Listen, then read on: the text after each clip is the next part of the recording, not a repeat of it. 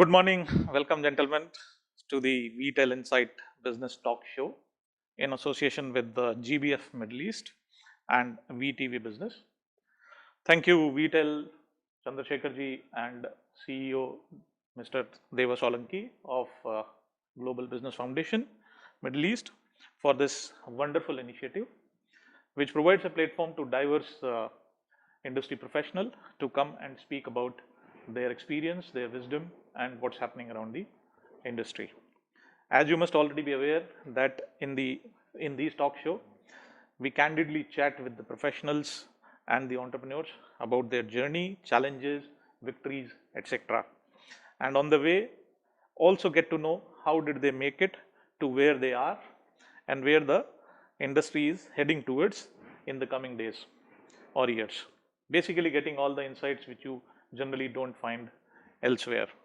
The show was started with a successful panel discussion from the leaders of the gold and jewelry industry last month, which was followed by the session with the textile industry in the last week. And today we are having the third session with the distinguished panel here, where we will be discussing about their entrepreneurial journey of each individual on the stage and how they are adding value to their respective customers.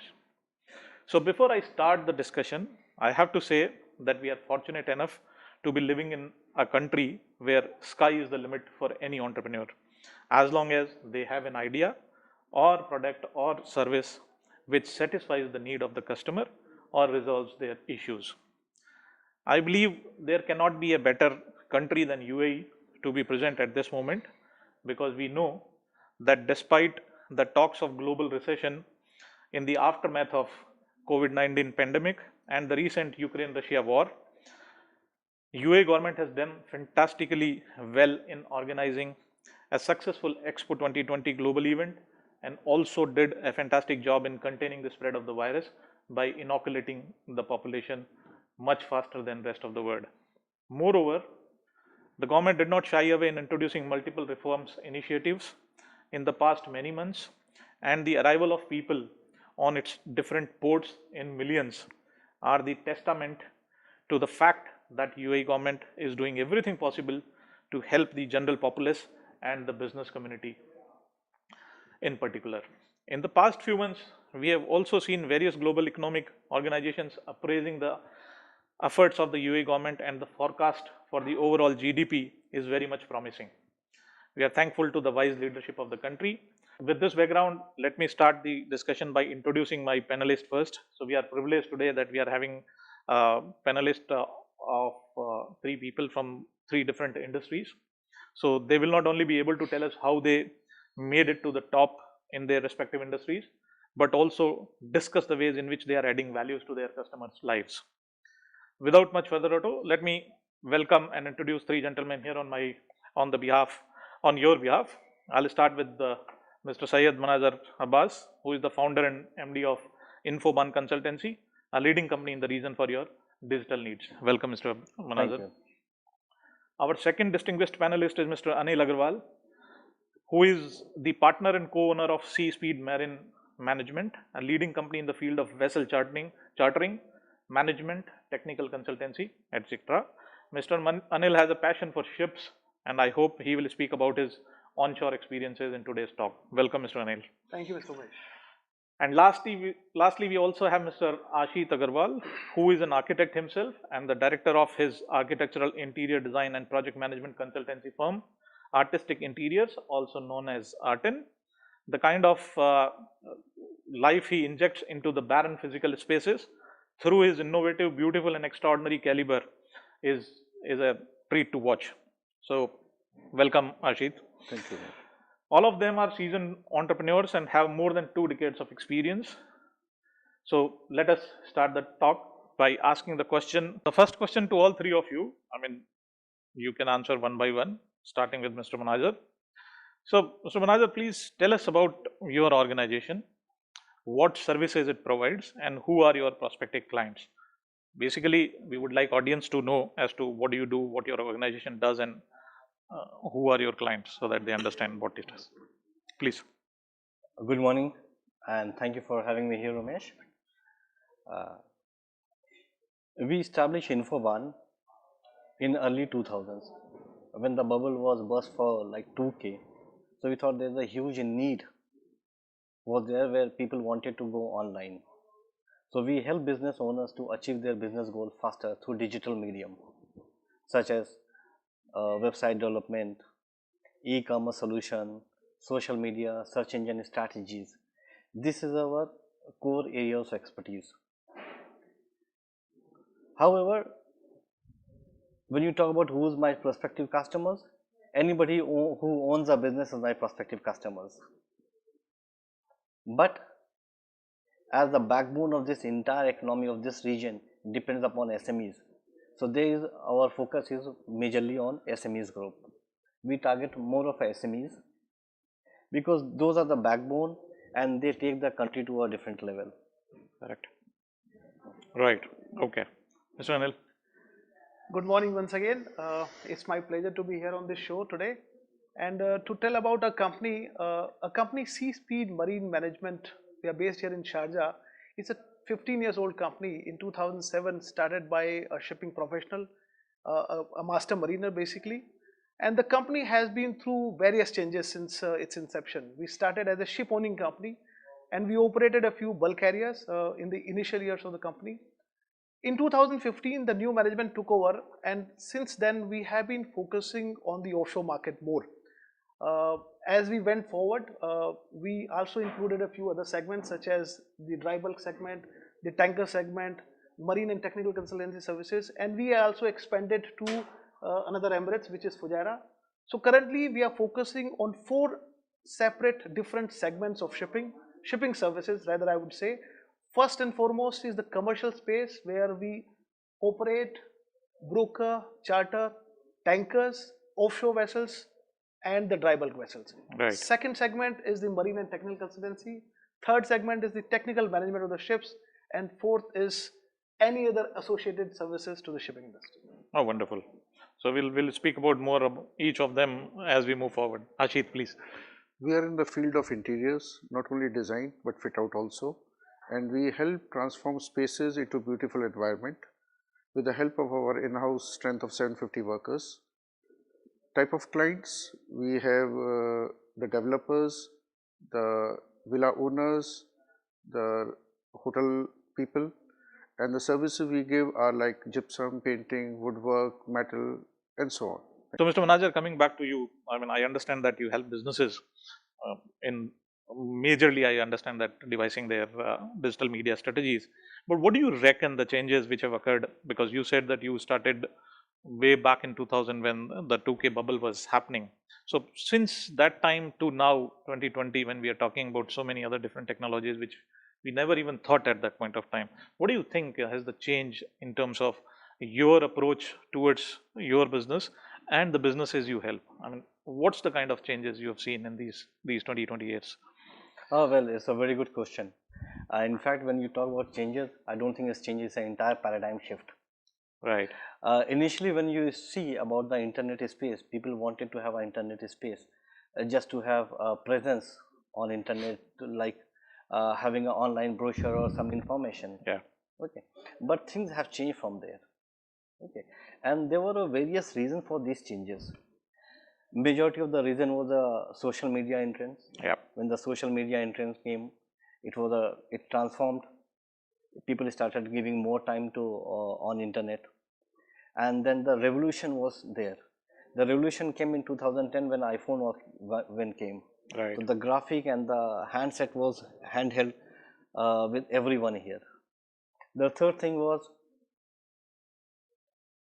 Wi-Fi, internet. Initially, the data was very expensive. Yeah. So people do not want to have access to internet. They have a very limited database. Correct. So as soon as the data became free, the handheld devices became more popular. Even the laptops, computers, iPad came into emergence. Absolutely. So once you have these devices, it has changed.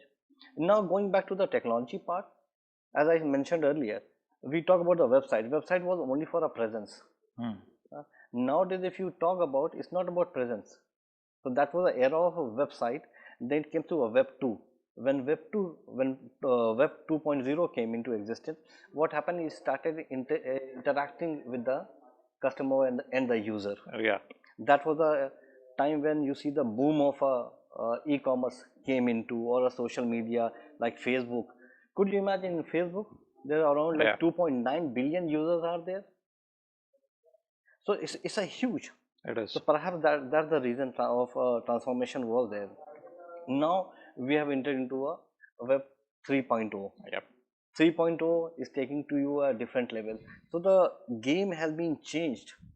It has evolved from time to time. These changes, yes, it has been happening around the globe. So, but do you think that you also had to change yourself accordingly, and your clients who were very much satisfied with what they were getting through you at that point of time also had to make changes as the word was growing with different technologies and different ways of doing business online? Do you think? Absolutely, the game the rules of the game has changed. The principle is the same of running a business, Yeah. but the rules has changed.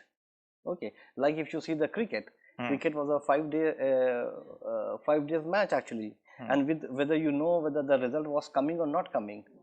Yeah. Then transform to a one day to come there T20. Yeah. Now you're going to see most probably in coming times you'll see a T20 with a 2 innings matches. Yeah. Perhaps. So this is how the games have changed for you. In the same in the business also.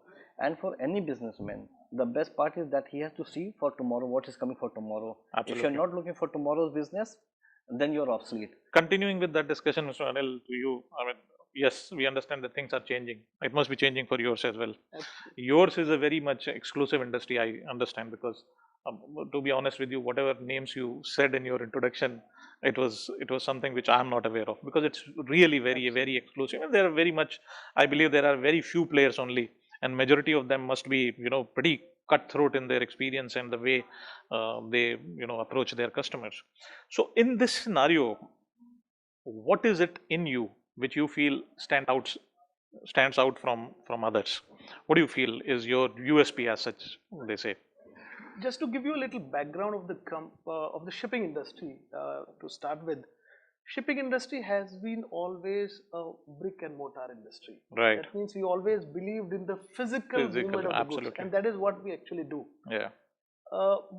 And shipping industry has also been lagging behind when it comes to the new technologies adoption, changing with the changes, because we always stayed as the physical delivery boys of the Absolutely. world. Yeah. Having said this, now the technology bug has caught, Yeah. and new innovations such as AI, the advent of AI in the shipping industry. There are unmanned ships which can transport your entire cargo. Imagine 100,000 metric ton of crude oil being carried from, let's say, Middle East to Far East area, without any person being on board. So such technologies changes are happening, and it is happening at a very rapid pace. Absolutely. At a very high speed. Now coming to what I do, we are actually service providers to the industry, and we are into the commercial space as well into the marine and technical consultancy. That means we act as the skilled labor to the shipping industry, and as any service industry would have, where the emphasis is more on the personal, on the individual skills, the entry barriers are low. Right. What I mean to say is, when people work at sea and after a certain period when they quit and come back ashore, either they will join a shipping company as a superintendent, as a surveyor, or in different capacities, and after a certain number of years they will start their own ventures, which is quite prevalent in shipping industry. I mean, you will find more entrepreneurs in shipping industry than any other industry. Right. I am very confident of that fact. So you said that the technology bug is still is also catching up. You guys. You also said the guys who are onshore, I mean, when they come offshore, they don't have any other option but to stay within the industry and do something within the industry. And third thing is obviously your expertise into this field. Last 15 years you've been into the business, as you said, into this thing. So one question first is, how this bug is catching up you as an individual. You talk about that there is a manless ships are being transported from one place to another. That is one thing. Another question is that you said that the people can only stay in the shipping industry. So are you saying that they don't have any other option because they are too exclusive to the industry? So these two questions. And third is, obviously I understand that the domain expertise is required, which is what makes you a better organization than your competitor in that manner. So How do you take this thing? Right. Yeah, To answer your question, Mr. Umesh, I'll take what Mr. Manazir has said. right, Let me extend it further. Let me give a physical example, a real life example. We are a marine and technical consultancy services right, company, and what we do is we carry out surveys, audits, inspections, yeah, where a person has to physically go on board and do the inspection. In that particular aspect, what happens is the person will go, he will take a boat from the port, he will go to the ship, he will do the inspection and come back. Now the technology has become so advanced that you don't really need a physical attendance on the vessel. You right. can always have it done remotely. I mean, Hmm. there are tools and kits which you can provide to the ship staff. They Yes, can connect with the internet. The person can go around and the entire inspection, all the reports can be read while sitting in the office. Wow. So this is the right. level of advancement which is happening in shipping industry, and it is very exciting. I am not really threatened by the advancement of the technology in shipping Hmm. industry. The reason is that when the technology comes, the new opportunities will also open Absolutely. up. So, Bashit, coming to you, I mean, both of them spoke about Dubai being the place where they have started, and it is the place to be in. And I also said in my introduction that Dubai is the place where designers, contractors, every interior designers, everybody is there who wants to like to be here. World's largest companies would like to have their offices here. The world's tallest building is here, we know it. And in general also they believe in being tallest, longest, highest, biggest. So, you know, I believe there must be a lot of opportunities if this is what it is. Yeah. Do you think that there are opportunities, and in the crowd of so many people who are giving the same kind of services, you still hold your passion and keep working towards your growth? Do you think there are opportunities? Do you think it's still it's going full throttle, or what do you feel about the whole industry, and how do you see yourself in that? Dubai, first of all, is a land of opportunities. We all know. Absolutely. And you correctly said there are designers, contractors, architects, all are here, Yes. full of talent. And that also the best of the world is available in Dubai, because of which Dubai is able to get the tallest tower, Yeah. highest residential building, Yeah. highest hotel building, biggest mall, iconic projects like Museum of the Future, Burj Khalifa, Burj Al Arab, Absolutely. and the wonderful skyline Dubai has. Yeah. It's all because of the talent which has come. Competition is there, but because of this knowledge of Dubai, the nearby areas like the Qatar and Saudi, they are open for the UAE people, Oh, the yes. designers. Yeah. It is a bigger market. Hmm. Those are able to get ready-made talent from Dubai. And what makes Dubai click is the business what we are in, is the honesty, the trust, and the support we give to the people. As Ashit said, Mr. Manazar, coming to you, he he touched upon how the wider Gulf provides you that kind of a market, which extends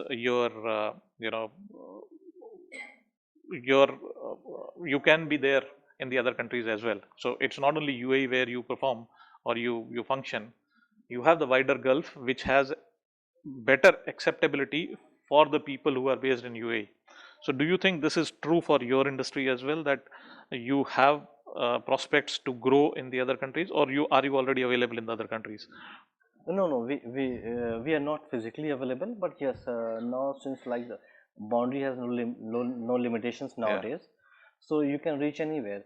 And thanks to COVID-19, which has made everyone like more of ambidextrous, Yes. where you want to be offline and online both. When you're working from home, all of a sudden your boss calls and you're online, Yeah. and you have a meeting, and then you go for a lunch with your family. So things have changed. Now people have adapted those things. This would have eventually happened, but because of COVID-19, it accelerated, Right. and it has taken like 6-7 years early. Hmm. So I don't think the foundation of a Country boundary will be there, right. or region will be there. Do you think the clients of, let's say, a KSA client or a Egyptian client or a wider Gulf client will be of the same nature, or do you have to change the nature of your the way you serve your customers for other countries in a different way? Do you think so, or it doesn't matter? No, it does matter. two individuals are not same. Yeah, So when you're talking about countries, obviously two countries are totally different. And but as a business owner or as a head of a company, one thing is common, that you not need to keep your company always in black absolutely. and to search for a profit. That's a common in the around the globe when you go. Yeah, Okay, and that principle never changes actually. right. If we understand the gap, what is the gap, and how does the local market behave, obviously you can fill any void on that part. Right. Taking that discussion further, because again, although you are from the shipping industry and ships go everywhere, yeah, and your services, I believe you can provide anywhere, wherever there is a ship. Yeah, I understand in that way. So, what do you think are the challenges in terms of you extending your services to the other countries? Because I understand that you take care of the ships who are here or on the ports of UAE basically, yeah, because that's where you do it. Do you travel overseas to do the similar kind of services what you do here, or what kind of challenges you face overseas when you do that? Uh, to answer this question, see, shipping has always been a global industry, It is. and I take a lot of pride in saying, sorry, I take a lot of pride in saying that wherever you go and whichever country or religion seafarers you meet, that boundary is blurred. Wow. Oh yeah. There are no clear demarcations that this particular seaman or seafarer belongs to this religion or this country or this region or this ethnicity. Those boundaries are not there not at all, existed, yeah. because we are working with an international framework. So our trainings are similar, our upbringings are similar when we go out. So, what your experiences are in terms of networking? Do you do networking? If you do, what do you think someone should do to in terms of networking to increase their businesses and provide their services to more and more people? Or do you think sitting in the office and sticking to your clients is more than enough to continue? As we discussed, the market is very competitive, Yes. and the business comes through referrals. Right. So networking becomes the main source of getting referrals. I have been part of a networking group called BNI, Right. which is an international group, Yes. and I've been part of that for last 10 years, and it is available in 75 countries, Right. where business owners meet every week in the early morning Right. for networking. I believe in the philosophy of giver's gain. Right. Once you give, then only you get, and I totally follow on that. Absolutely. And the other tip I would say is be a farmer instead of a hunter. When you go for networking meetings, just flashing your cards, visiting cards, doesn't give you the business. Right. It is basically meet, although less people, but make a relationship, which will help generate the referrals, and that's how we grow our business. Talking about the entrepreneurship, Mr. Manazir, is there any secret to do a great business, or is there a secret to get as many clients as you can, whatever industry it is? I mean, not very specifically to your kind of businesses, but do you feel there is a secret to get more and more clients? I don't think there's a secret, Umesh. We need to get to the basics. Right. I feel like there is no substitute of hard work and integrity. If you do with these two things, okay, the clients will automatically come to you. Right. You do not need to look for a client. So, Mr. Anil, Mr. Manazir said two things about being a good organization is to do the hard work and the integrity part of yeah. it. Yeah. Do you want to add anything more to that? Yes, definitely. What my Mr. Manazir has said is absolutely right, and I totally agree with him.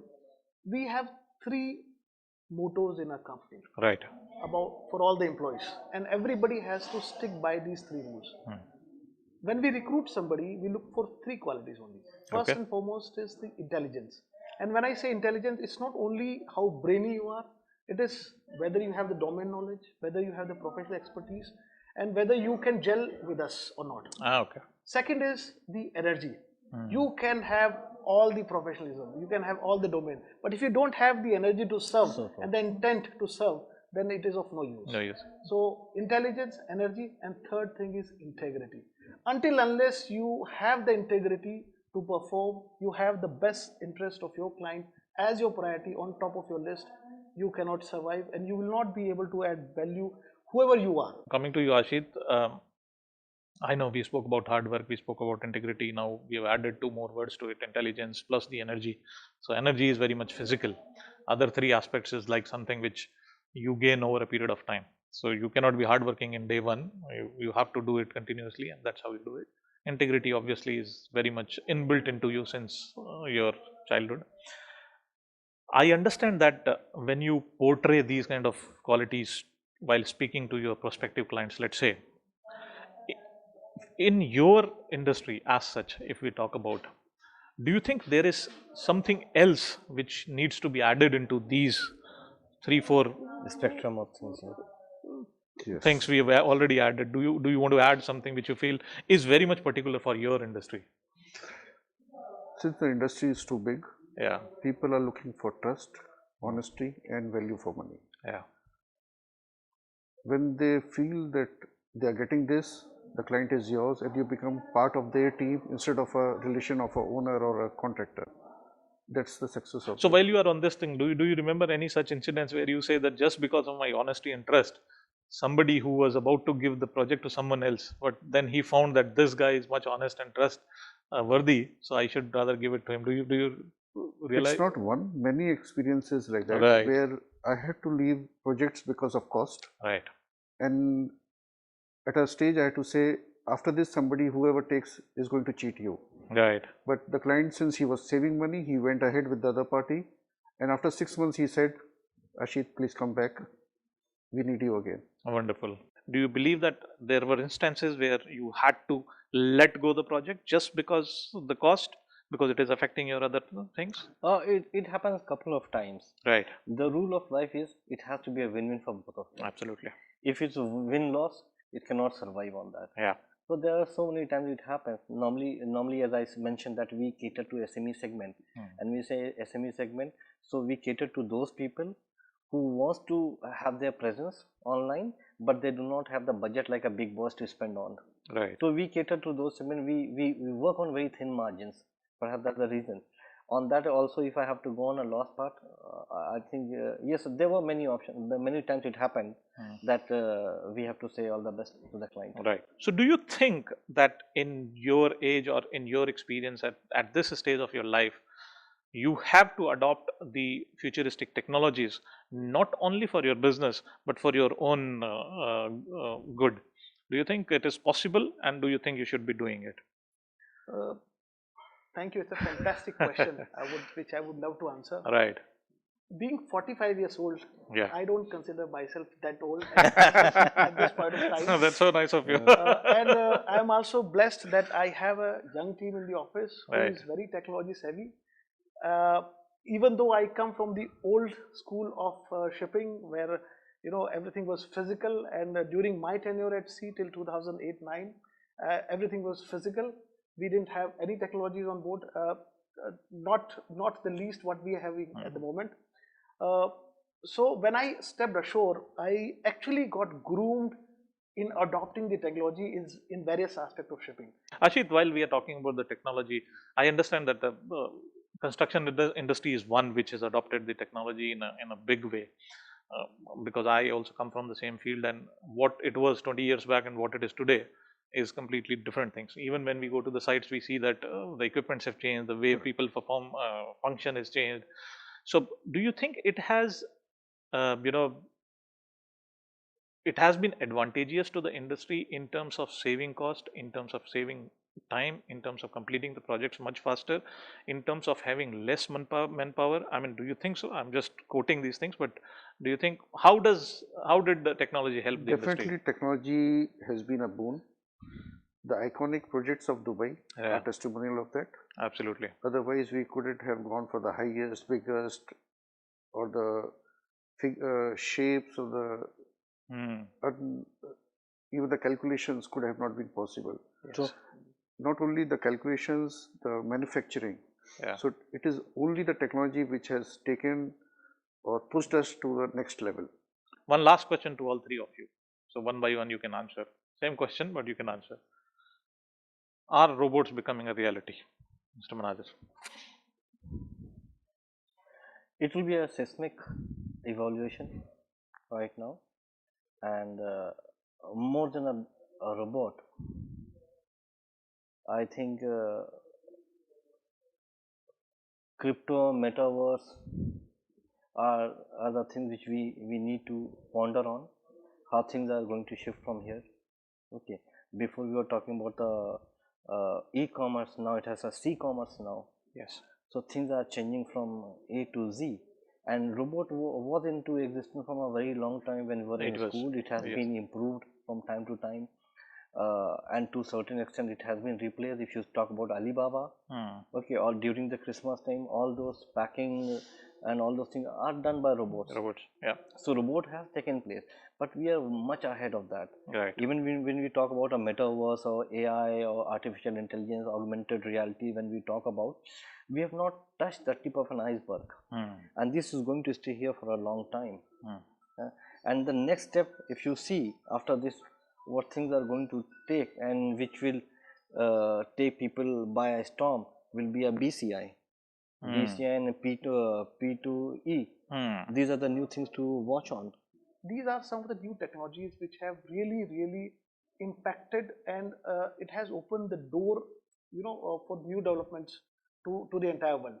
And coming to the shipping is also not untouched by such changes. See, for me, robotic help is a boon for the industry. When I see closely the manufacturing part, like the furniture industry, a robotic arm can carve out a chair parts and all 100 pieces identical in less time, reducing the cost of this. Yes. This is one of the benefit. Absolutely. If there is a dangerous work on a site, like the deep excavation or a fire in a building, that is where we use. So it is for the help of the human being instead of replacing human being, for the benefit of human. Right. So I take it as a boon for our industry. Absolutely. Right. Thank you very much, gentlemen. I think we need to close this now. I would have kept on going on. I mean, it's so interesting talking to you three guys, but I had to stop it here in the dearth of time we have here. So thank you so much for participating in the discussion today. It's been wonderful talking to you.